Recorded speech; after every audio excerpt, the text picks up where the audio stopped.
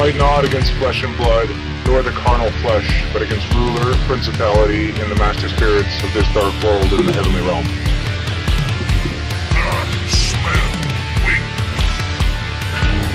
Your powers are weak.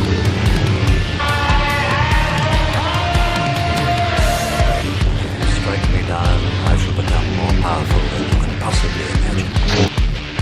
Now it's time for everybody's favorite part of the show.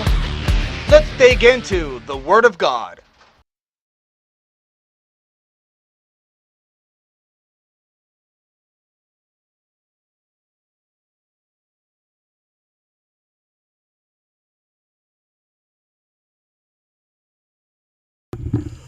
Welcome back, everyone. Try that. There we go. Gotta fix it up, I guess, eh? Get it all set up. I just ran out here to do our normal Sunday routine. It's church. It's time for church, everyone. I hope you're having a great Father's Day. Welcome to my live stream that I do every Sunday, sometime during the day. Going out for a barbecue tonight, obviously. It being Father's Day and all. So I'm excited about that. It's going to be a good day. May the peace and happiness find you this day. Hopefully you're having a good day. Peace to you from my Father in heaven, his Son, the Messiah, Jesus, and the Holy Spirit. Who's that? That's probably me saying that I'm live streaming. Yeah, look at that. It says I'm live streaming. Perfect. So what I do here is I like to come on for about an hour, read the Bible, talk about anything that sort of pops up in it, and go from there. It's just sort of my, what do I call this? Bible Gateway. Would be the word for it. Something I do. I don't know how to explain it. It's almost mandatory? Not mandatory. Service, I guess. It's something I can do, and so why not? So we're going to go into Matthew 7. I think we did Matthew 6. I got to start writing this stuff down because as we get going doing this, I'm going to start losing track of what I'm actually doing. So do Matthew 7. So write it down. Matthew 7. Should check to make sure that we have sound. That's always a good plan. That's a great idea. We should do that. See, make sure we have sound and 7. Yep. Should check to make sure that we have sound. We do. That's always a good plan. All right. Good. We have sound. Awesome. So Matthew chapter 7. And all I do is I'll read. I like reading one chapter per stream, so that way we don't get bogged down and it doesn't take too long. Because everyone's got things they want to do on a Sunday, you know. Maybe I'm your pre-church or post-church that you actually go to, which is a good idea. Matthew chapter 7. Judging others. This is why I say about Matthew chapter 4. I always start with 4 to 8. It's almost like the bedrock of Christian values. Mark, Luke, and John also have their points, and as we continue this series, we'll see that. But I always looked at Matthew as being when you're starting out just for like the baby Christians or for the new Christians, this is always the bedrock, Matthew. Judging others. Do not judge so that you will not be judged, for in the same way you judge, it will be measured, and by your standard of measure, it will be measured onto you. Read that again. Do not judge so that you will not be judged, for in the way you judge, you will be judged, and by your standard of measure, it will be measured onto you. What does that mean? Right? So if you look at it like a tape measure, if you measure something with inches, if you're measuring in inches, that's exactly how you'll be measured. You'll be measured by inches. If you're measuring by the metric system, then you will be judged by your Heavenly Father in the metric system. See, it's tit for tat almost. When you judge and everyone, like, you can say it's discernment, you can say whatever. When we all have to, you have to navigate life. So all he's saying is that just be careful how you navigate. When you are making a decision about a certain situation, and that's what judging is. When you're judging something, you're making a decision. You're evaluating all of the points about a particular situation. Just make sure when you do it in such a way that, because that's how you're going to get judged. You'll be judged the same way. So whatever you do to someone, it will be done unto you. Right? Whatever you do unto someone, it will be done unto you.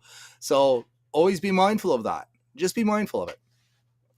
So why do you look at the speck in your brother's eye, but do not notice the log that is in your own eye? Or how can you say to your brother, let me take the speck out of your eye, and behold, the log is in your own eye? You hypocrite, first take the log out of your own eye, and then you will see clearly to take the speck out of your brother's eye. So always, judge yourself before you judge someone else. Look at yourself before you're looking at other people. Always. Do not give what is holy to dogs, and do not throw your pearls before swine, or they will trample them under feet and turn and tear you to pieces. Solid advice right there. That's great advice. Do not give what is holy to dogs, and do not throw your pearls before swine. I looked at life. I was talking with Trevor on our live stream on Holy Smokes and Hidden Truths, and we were having a discussion, and I was telling how I realized that life is like a game of cards. Life is like a game of cards. And as you play life, as you go, you don't want to show people your cards. You should keep them, somewhat close to your chest. That's how you play the game. The most cards game that I was actually asking myself, is there a card game where you have the cards, the backs of them facing you, and the face cards are facing out? And is there a game in that? And I was supposed to look it up. I haven't gotten around to it yet. Pardon me. So anyway, that's what I was in. It's sort of in relation to this passage. Do not give what is holy to dogs, and do not throw your pearls before swine, for they will trample them under their feet and turn and tear you to pieces. Right? Because people will use things against you. They will. People will take what you say and they'll turn them and use them against you. It's just human nature. They want to be spiteful and get at you. That's what they'll do. So just be careful of who and what you're telling people. I have a problem with where I wear my heart on my sleeve. It's just the way I am. I would just rather quit with the games, quit with the semantics, and just lay it out. Prayer and the golden rule. Ask and it will be given to you. Seek and you will find. Knock and the door will be open. For everyone who asks receives, and he who seeks, and to him who knocks it will be open. Or what man is there among you who, when his son asks for a loaf, will give him a stone? Or if he asks for a fish, he will not give him a snake, will he? If you then, being evil, know how to give good gifts to your children, how much more will your Father in heaven who is in heaven give what is good to those who ask him? And everything, therefore, treat people the same way you want them to treat you, for this is the law and the prophets. So ask and it will be given to you. Seek and you will find. Knock and the door will be opened. For everyone who asks receives, and he who seeks finds, and to him who knocks it will be opened. Or what man there among you who when his son asks for a loaf will give him a stone? I mean, these are just proper principles. And the people will talk to me all the time about, praying to God and not getting what they want. And it's like, well, he's not Santa Claus. God's not Santa Claus. When you ask him for something, it might not be time. It's just not time. Or you'll go through life and realize, because of situations, oh, that's why I didn't get that $1 million. Or, oh, that's why I didn't get that new Sea-Doo. Or that's why I didn't get that job, or that's why I didn't get that situation, or that's why, there's always a why. And you'll always be answered to the why. Why? Why didn't you protect me from this situation? Why didn't you help me in that situation? Why didn't I get this thing that I asked that I really wanted? Or what's the why? God will always answer the why. You just got to look for it. You just need to look. Keep your eyes open and understand and remember those hard feelings that you have towards God because of the certain things that he didn't do or things that went the opposite way that you, there's always a reason why. And you'll understand. Oh, my way, God says, my ways are not your ways. Like he sees both the past, the present, and the future all at the same time. God is above time. So he already knows what's like, no, I can't give this to you because of X.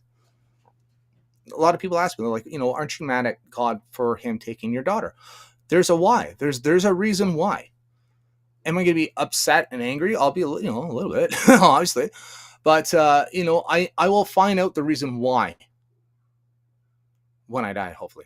When I die, that's when I'll learn the why. Just I didn't get that, so put that up on a shelf and we'll ask him about it later. And everything, therefore, treat people the same way you want them to treat you, for this is the law and the prophets. That's the do unto others as you'd have them do unto you. This is a great chapter. The narrow and wide gates. Enter through the narrow gate, for the gate is wide and the way is broad that leads to destruction. There are many who enter through it. For the gate is small and the way is narrow for that leads to life, and there are few that find it. There's the easy way and hard way. Lots of people shoot the easy way. They try to go the easy way, and they don't realize that that's the way to destruction. And it also falls back to the concept and principle of adversity is your strength. Adversity is our strength. That's what makes you stronger and harder and more flexible and more. You'll find adversity is your strength. It's what makes you strong. A tree and its fruit. Beware the false prophets who come to you in sheep's clothing, but inwardly are ravenous wolves. You will know them by their fruits. Grapes are not gathered from bushes, nor figs from thistles, are they? So every good tree bears good fruit, and the bad tree bears bad fruit. A good tree cannot produce bad fruit, nor can a bad tree produce good fruit. Every tree that does not bear good fruit is cut down and thrown into the fire, so then you will know them by their fruits. It's a solid point. I think about Jordan Peterson with this. He said, do you believe in Jesus? I act as if I do. Judge me by my fruits. That's what he's saying with that statement. I don't necessarily agree with the way he's doing it.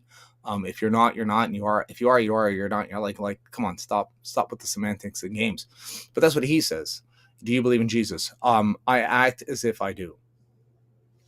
Which means judge me by my fruit. Judge me by my fruits. Right? Judge me by my fruits. You tell me. You tell me. It also harkens back to baptism. Why do we baptism full immersion in water? What's the point? It's just to signify being born again. The old you dies and the new you rises again, with a commitment to Jesus and following his ways. And it's not for you, it's for everyone else around you. Again, it's an example of fruit. This is the statement I'm making, and up you come. It's a statement. You're making a statement. It's a physical statement. And then now the congregation realizes, okay, you're making the claim as this. Now we will watch you to see what type of fruit you bear. If you bear good fruit, then you're from a good tree. If you bear bad fruit, then obviously you're not. Judge me by my fruit. Not everyone who says to me, Lord, Lord, will enter the kingdom of heaven, but he who does the will of my Father and who is in heaven will enter. Many will say to me on that day, Lord, Lord, did we not prophesy in your name? And in your name cast out demons, and in your name perform many miracles. And then I will declare to them, I never knew you. Depart from me, you who practice lawlessness. Now, that is capitalized, so that must mean that there is probably a reference to another scripture there. And it does not have a footnote, so we're going to say it's not. It must be something. That's in correlation. It's because it's capitalized. Depart from me, you who practice lawlessness. That is something. So I actually had to look up the word lawlessness. I'm like, I don't understand what that means. And it's those who, I had it at the tip of my tongue too. Yeah, though you who practice lawlessness. So lawlessness against the law, or without law, without law, without direction. I'm going to assume. I forget now. It's something specific, and I forget what it is now. So not everyone who says to me, Lord, Lord, will enter the kingdom of heaven, but he who does the will of my Father who is like, that's a pretty bold statement too. Many will say to me on that day, Lord, Lord, did we not prophesy in your name? Did we not cast out demons in your name and perform many miracles? Did you? Did you though? And then I will declare them, I never knew you. Depart from me, you who practice lawlessness. Does Jesus know you? Does he know your name? Does he know you, who you are? Are you just walking around in life professing to be a Christian? Does he actually know your name? Does he know who you are?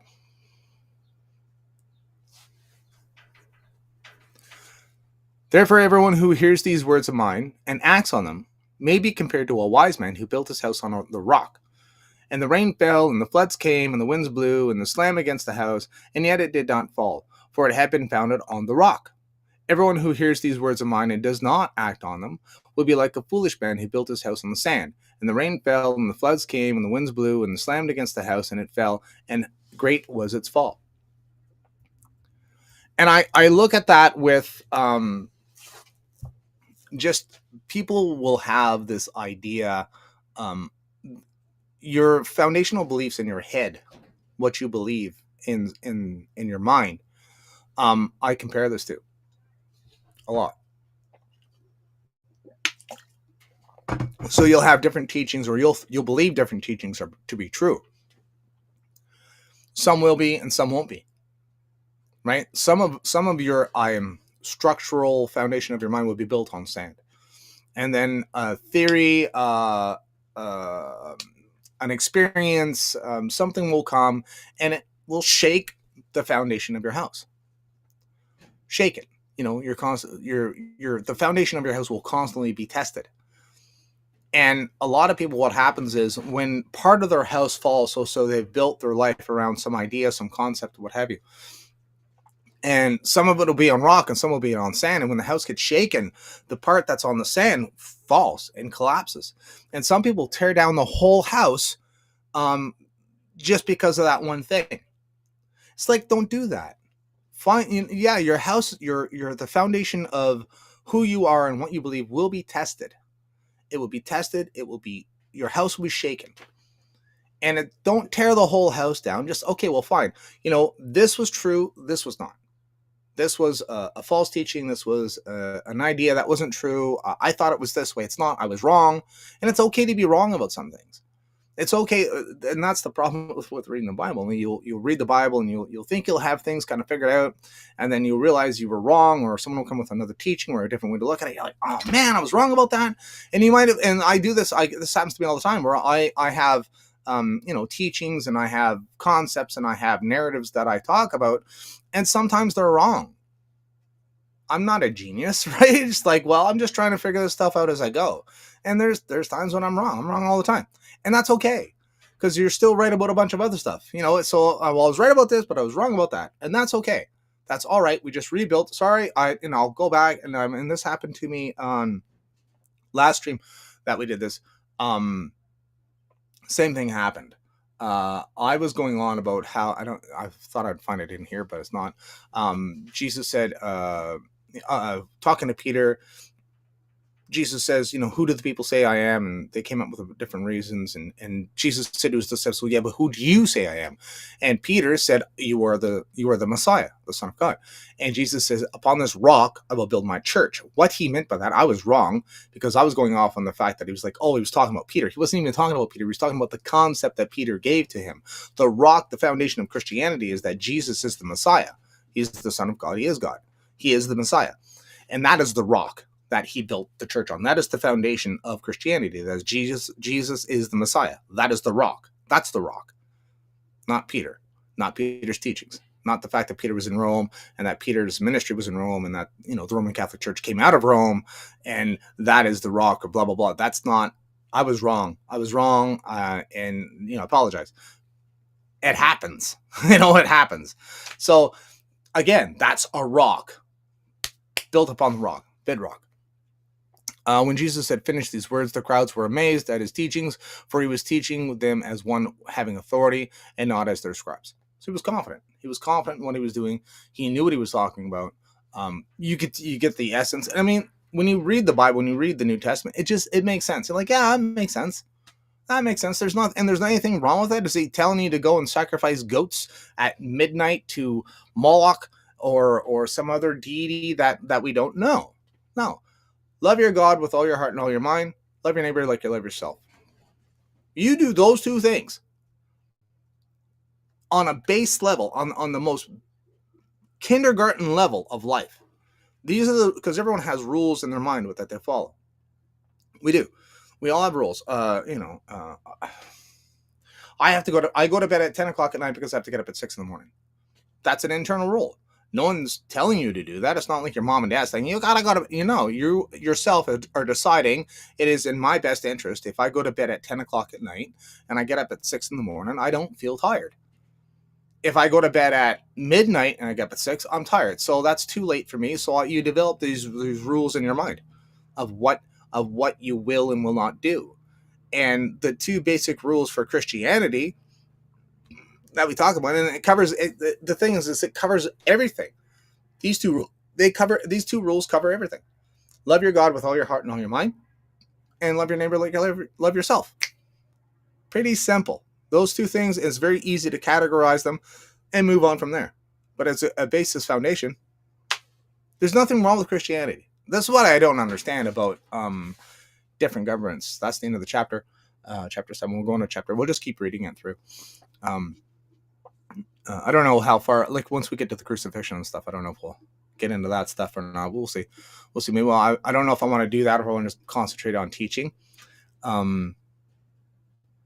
might just stick with teaching. I don't know. I still try to figure this. I know John, my buddy In Time Wizards, wants to kick off our Sunday streams. I don't know, man, if I want to do that or not. I don't want to burn out because I might, because him and I talk about a bunch of stuff, and I don't know. I don't want to burn out and then have to do it again on Wednesday nights with Trevor.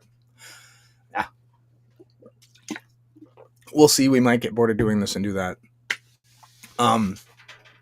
I forget the point I was talking about. I forget. We could look into a little bit. What time is it? Yeah, we've only been doing this for half an hour. Iran and Israel are duking it out. They are duking it out. My goodness, they're having a gay old time. I didn't have that on. I did not have that on presentation, so I don't think you guys. No, I think I did actually have it on presentation. Hopefully, you guys saw that. I don't think it doesn't say stop sharing screen, so I don't think I did. Oh, I did. Okay, that's fine. Or did I? No, I didn't. I didn't bring it up. Oh well, whatever. I was reading it. You were just watching me read. That's cool. Yeah, so Iran and Israel are duking it out right now. My goodness, what does that mean in the Bible? Oh my goodness, I'm sure there's a ton of commentary on how it deals with prophecy, and I was watching some very horrible things about Israel wanting to rule the world last night on TV. That was interesting, to say the least. There is a bit of I don't know what to make of it. I'm not getting involved. Actually, I don't know. So I'm sort of torn. I'm torn because the states in Israel, they want a regime change. They want them to be friendly to the U.S. and to Israel because, of course, money and oil. There's a lot of Iranian nationalists, expats, who would love to see a regime change so they could go back to Iran, because they don't want to go back to Iran because they're so strict there for their, I don't know if they're Sharia or they're whatever they are for that. I don't know what, there's Sharia and what's the other one? Sunni and the Sharia. I think Sharia. Yeah, Sharia. So there's a lot of Iranians that would love to return to Iran. I don't know. I feel bad for them, really. They want to go home and they can't because the government is too strict. And I mean, they are very strict over there.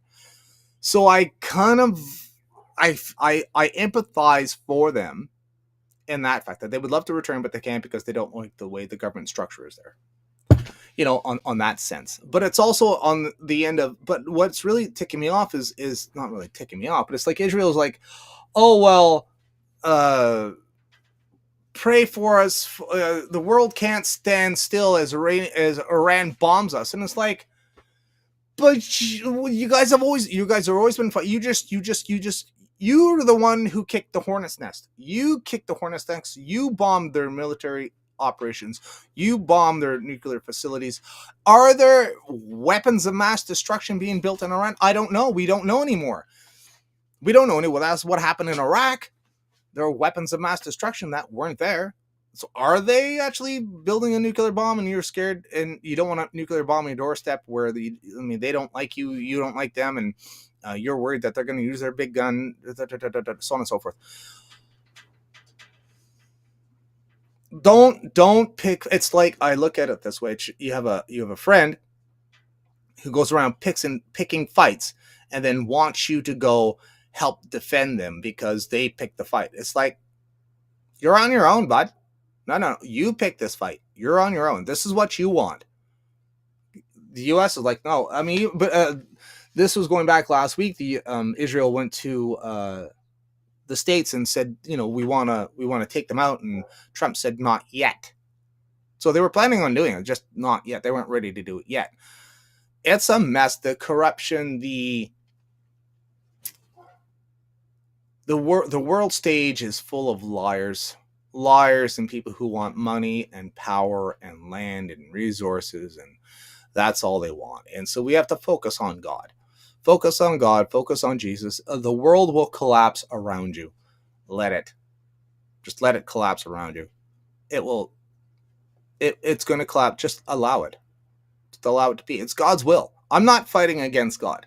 I'm not going to go up against God's will. I refuse to. I absolutely refuse to. What's he doing? I don't know. I'm starting small. Maybe you already have your room clean. Maybe your room is clean and your house is in order and you're moving off through. Cool. Good for you. I'm so glad for you. I'm happy for you. I'm glad that you're successful. I'm glad that you're happy. I'm glad that you have 6 cars and 3 cottages and 4 houses and, whatever. Good job.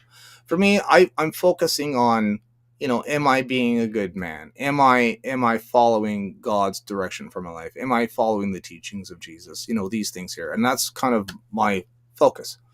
That's the only thing I'm sort of focused on.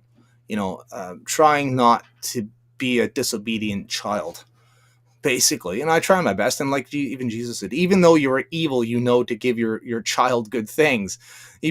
Jesus called his disciples, even though you are evil, you know how to give your children good things. So he's calling all mankind evil. Everyone's evil. Like all your righteousness is as filthy rags. There's the opposite narrative to that, where everyone's a golden, everyone's good, born. Everyone's good. It's the world that tempts you into temptation. No, you're born evil. You're born into sin. You're just natural. It's just the natural default mindset of man is to revert to sin, because it's the easy way. It's the easy way. It's not the hard way. It's the easy way. Broad is the road. And wide is the gate that leads to destruction. That's the easy way. To fall into sin, to rip off your neighbor, to rip off the company, to get money and power in any way, shape, or form that you can. It's a lot harder to be a righteous man. It's way harder to do the right thing, to say the right thing, to admit when you're wrong, to allow others to advance before you. That's a lot harder. It's way harder to do. It's just the default. It's just the basic default way that man goes.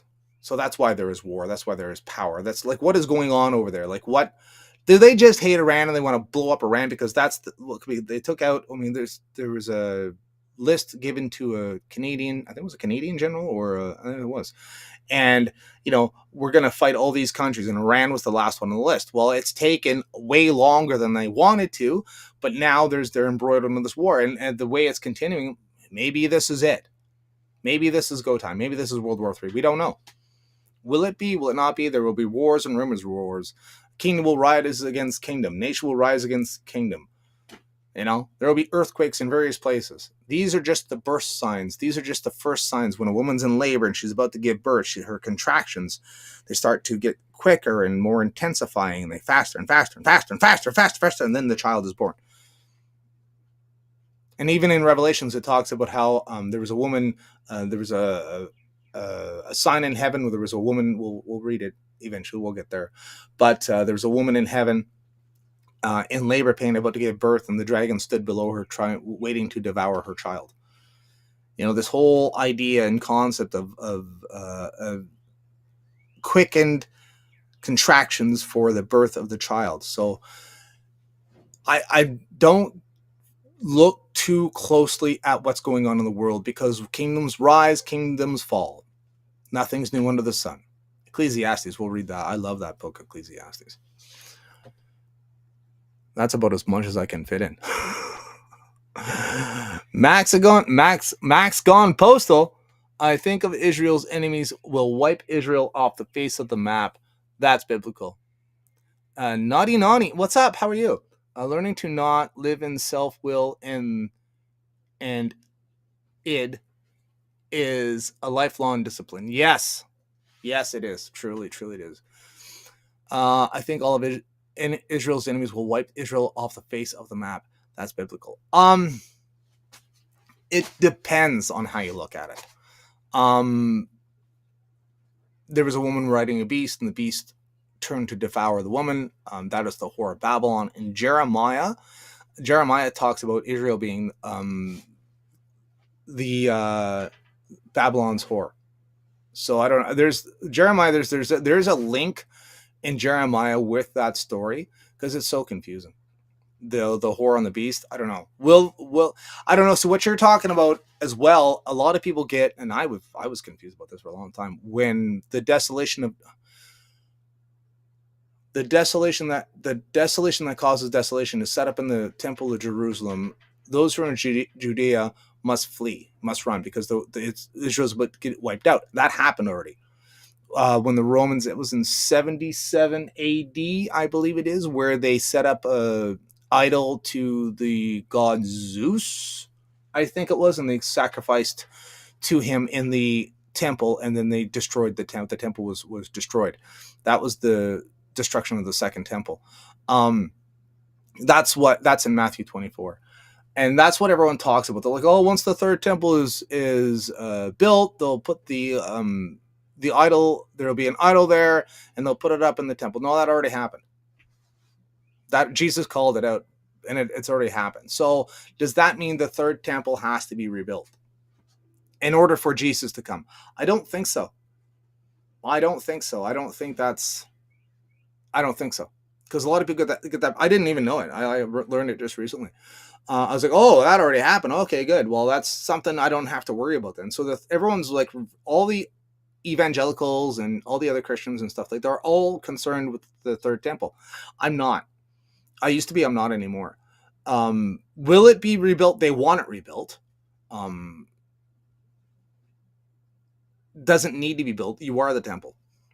And according to Jesus, you are the temple. You're the temple. I'm the temple. We're all the one body. We are the church. Me, you, everyone else around us. We are the church. We are the temple. And we should be filled with the Holy Spirit.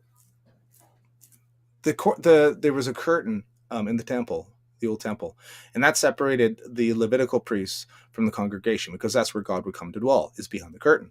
When Jesus died, that temple curtain was torn in two. That separation between God and man was destroyed. So there is no longer a separation between you and God the Father. You can come boldly to the throne of God. You can go there. You boldly can go there. You can go there in boldness of you have a right to be there, because you are sanctified under the blood of Christ. And he has chosen you as a follower. He has chosen you, has come to you, and he's chosen you as a follower. So now that you are his follower, mind you, you have to follow what he says. You have to do what he says, mind you. If you love me, then do it as I say. So because of that fact, you boldly come to the throne of God and petition God yourself. You don't need someone to stand there. You don't need me to go to God for you. You don't need a priest to go to God for you. You don't need a bishop. You don't need anyone to go to God for you. You are able to go to God yourself about it.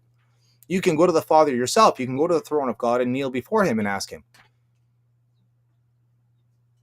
So do we need the third temple? No, we don't. You are the temple. You are the temple. We are the church.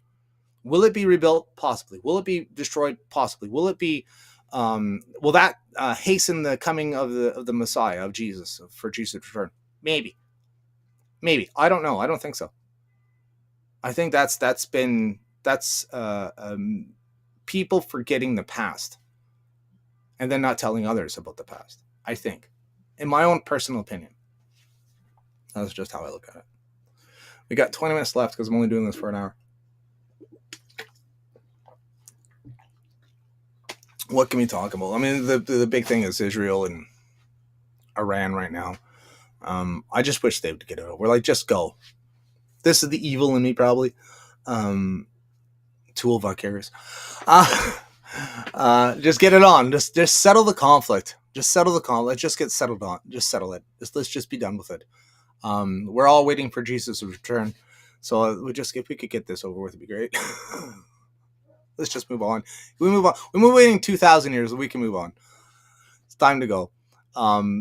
Christians always say, oh, we can't wait for Jesus to come back. And it's like, do you know what that means? Like, it means very bad things for a lot of people. So, I mean, one more day, just hold it off one more day.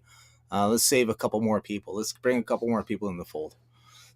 That's why I always talk, because if you don't, you're not narcissist. It's what's the word? People who talk about death and destruction. It's not nepotism. It's nihilism. You're a nihilist. Annihilate everything. A nihilist. That's what you are. So talk peace, talk love, talk good things, talk positivity, talk. May the words that come out of your mouth be uplifting and full of joy and full of peace, because you were saved by the blood of the Lamb. Let it be that. Let it be that. Be a spirit of goodness. Be a spirit of happy, of joyfulness, because your name is written in the book of life. Be uplifting. Be those things, and you will be following the words of Jesus. Anyway, that's it for today. I don't have a lot to talk about.